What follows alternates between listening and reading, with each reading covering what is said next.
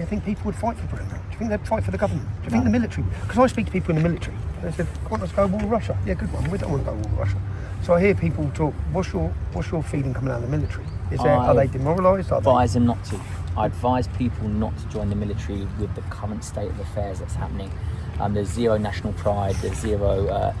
Even the military has been compromised. They're being used as a political tool.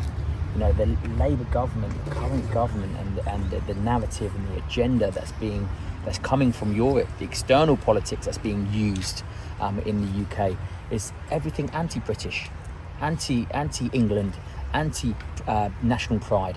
Why would you go and fight for a country that doesn't even support you, that doesn't even want you there? It's let the migrants go fight.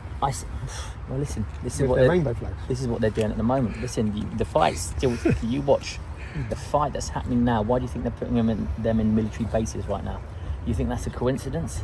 They're fortifying them, and there's a whole agenda that's happening underneath that is a lot more sinister and a lot more darker than you think. What do you mean by that? The people in being imported are part of a wider narrative. Military plan? 100%. Because everyone says they're fighting age military, and I've seen some interviews of them basically all saying they're military, whether it be Afghani, from different countries.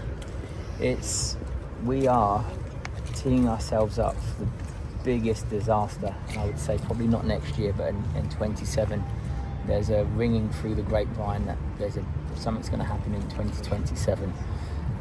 If we don't stop these boats from coming over, if we don't stop these migrants from not only being housed in our hotels and then being moved into military bases, but they're setting up a whole militia, if you wish, I believe, and what I've heard, because my ear is very close to the ground, that's happening in the UK right now. It's not just a case of these immigrants are coming in. There's a lot darker forces that's happening behind the scenes.